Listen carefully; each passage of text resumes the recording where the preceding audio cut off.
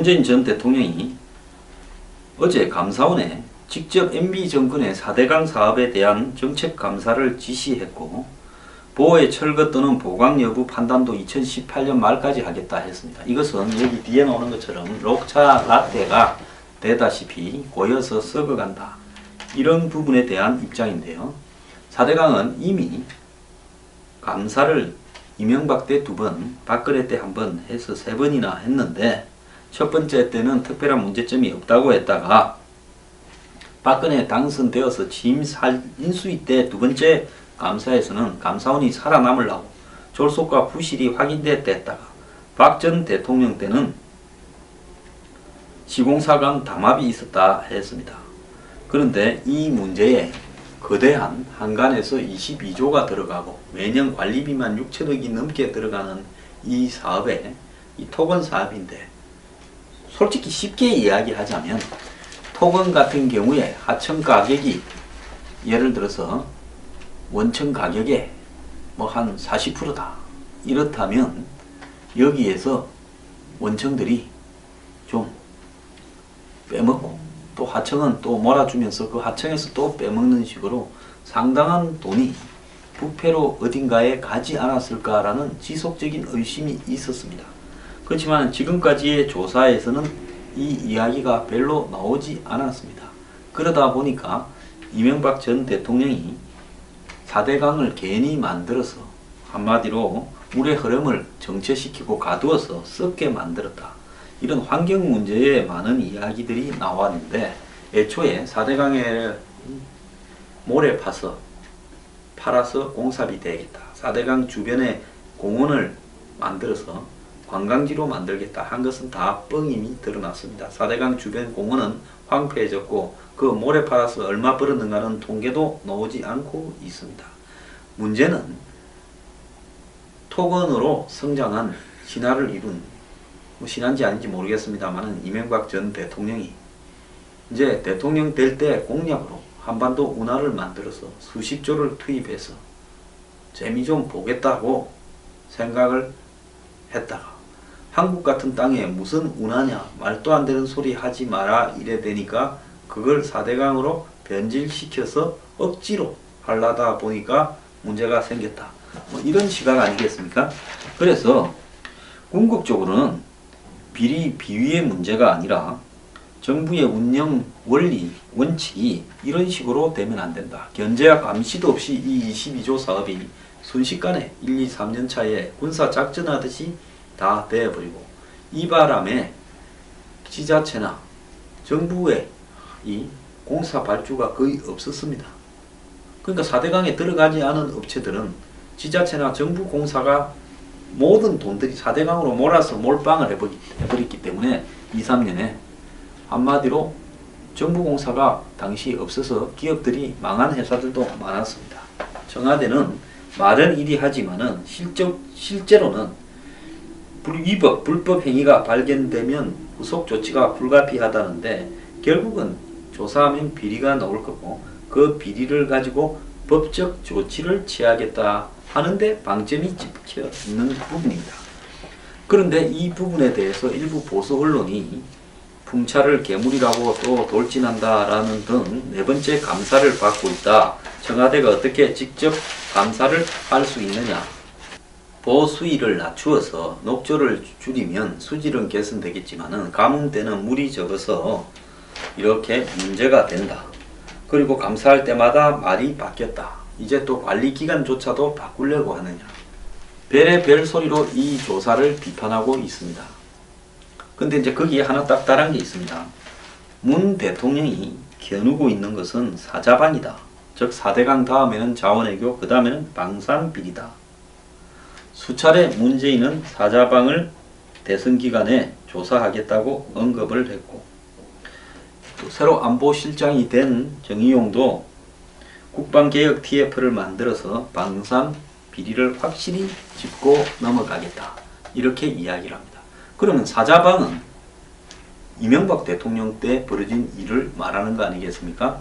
4대강, 자원외교, 방산비리. 자, 이 부분과 관련해서 문 대통령은 그간 자서전 대담집에서 MB에 대한 적대감을 수차례 드러냈다고 합니다. MB가 4대강 한다면서 우리나라 아름다운 강을 다 국토를 말아먹었다. 22조를 투입한 사업이 총체적 부실이다. 그리고 또 그의 이 저서 사람이 먼저다에서는 참여정부는 이명박 정부가 들어서면서 국가 권력을 동원한 가혹한 보복을 당해야 했다. 전임 정부에 대한 터무니없이 가해지는 보복의 역사는 마지막으로 반드시 끝내야 된다. 또 운명이라는 책에서는 광우병 촛불 전국을 언급하며 노무현 대통령과 참여정부에 대한 이명박 정부의 정오심과 적대감이 그때부터 시작됐다. 시의 배우로 우리를 의심했다는 얘기 한참 후에 알게 됐다. 놀라운 상상력이고 비역의식이다. 정치 보복의 시작은 참여정부 사람들에 대한 치졸한 뒷조사였다. 문 대통령은 2009년 노무현 전 대통령이 오늘이죠. 이렇게 자살한 뒤에 이명박 정부와 장례 절차로 트러블을 했는데 정부의 형량한 태도가 우리를 어렵게 만들었다라고도 이야기했습니다. 그런데 박근혜가 많이 쓰던 비정상의 정상화라는 말을 문재인 대통령이 4대강 감사를 지시하면서 이야기를 했는데요. 이 부분은 앞으로 보수 진영 내부에 있는 친박과 친이를 서로 뭉치지 못하도록 갈라치게 하려고 하는 거 아닌가, 이런 어떤 이야기까지도 나오고 있습니다. 결국 친노가 사실상 MB가 될 때 BBK 조사 등에서 좀 더 세게 갈 수 있었는데 대세를 인정하고 이렇게 그걸 받아들였는데 당신들은 그 덕을 보고도 당선되었는데 그 직후에 광우병 시위가 있으니까 그때 우리를 그 배우로 의심해서 광우병 시위 때는 뒤에 청와대 뒷산에 올라가서 아침 이슬 노래 소리를 들으면서 눈물을 흘렸다 해놓고는 좀 살만해지니까 우리 죽이려고 박연차 잡아가서 몽땅 부르라 해서 그 과정에서 노무현 전 대통령까지도 자살한 거를 이제 손을 한번 보겠다 이거죠. 뭐 복잡한 이야기해도 딱 되자말자부터 이렇게 가는 거는 딱 그거라는 겁니다. 그러면 이명박 전 대통령은 어떻게 할 것이냐. 이분도요 한국 최고의 테크니션입니다. 제가 지금 건투 중계하는 듯한 그런 마음도 좀 드는데요. 자, 이명박은 그러면 호락호락 당할 것이냐.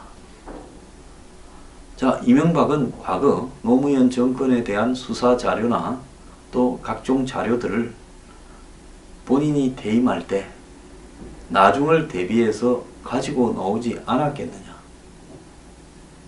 좀 그랬을 거라고 보는 것이 정상적이라고 봅니다. 자, 그렇다면 이제 자신을 향해서 칼이 날라올 때 이명박은 이 부분에 대해서 그래 한번 붙어볼까? 박근혜 전 대통령이 이명박 전 대통령을 손을 보려고 몇 번을 노력을 했는데 한 번도 자원외교니 무슨 방산비리니 수사가 제대로 되지 않고 허지부지 끝난 부분은 결국은 이명박 전 대통령이 만만찮은 테크니션을 가지고 있었다. 그 부분을 의미하는 거 아니겠습니까? 이명박 전 대통령 측은 보수에서 보기 드물게 맷집이 좋습니다. 저는 이분이 뭐 원전이나 4대강 비판 진짜 많이 한 사람입니다. 저도 이명박 정권 때 고생 조금 했습니다. 그런데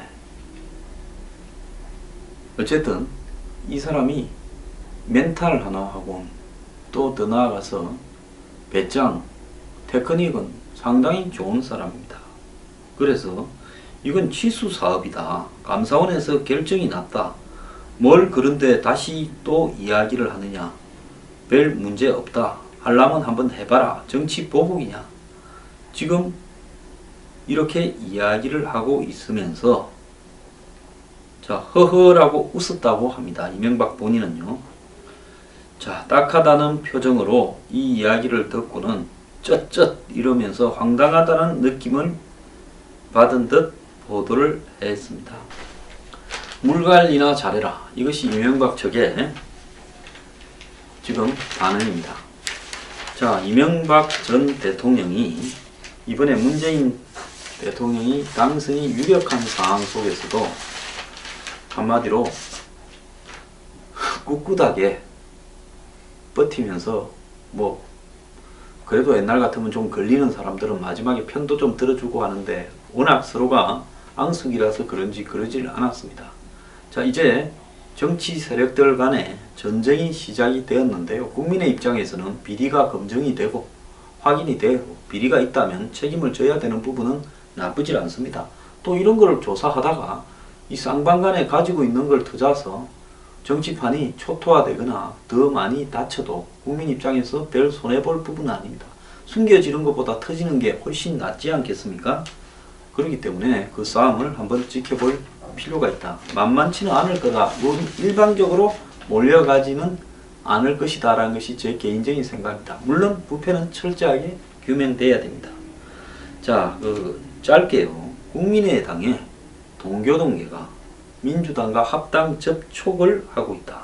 국민의당 내부에 지금 민주당과 다시 합치자라 합치지 말자를 가지고 내용이 시작됐다.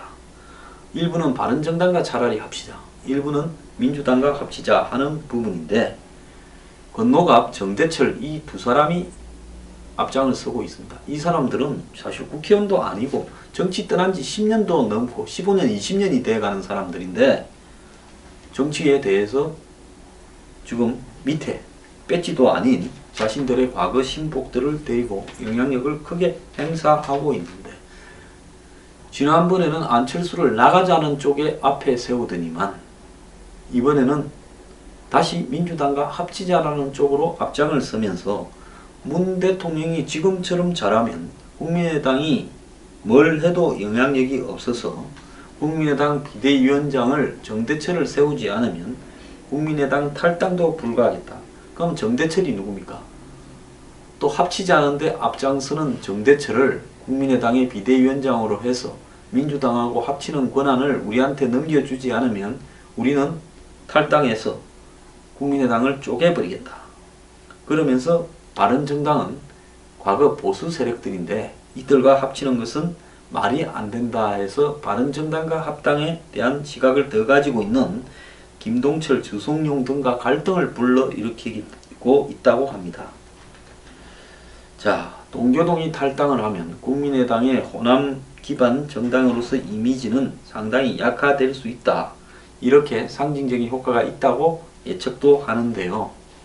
자, 정치 떠난 지 10년도 훨씬 넘는 사람들이 한 번은 쪼개는데 한 번은 붙이는데 아직도 영향력을 행사하고 있다. 그것이 동교동 호남이라는 이름으로 행해진다. 참 서글픈 일이라고 봅니다. 은퇴했으면 그냥 예비군으로 가지. 은퇴한 분들이 끝까지 감나라 판나라 하면서 참 안철수 후보 요즘 짠합니다.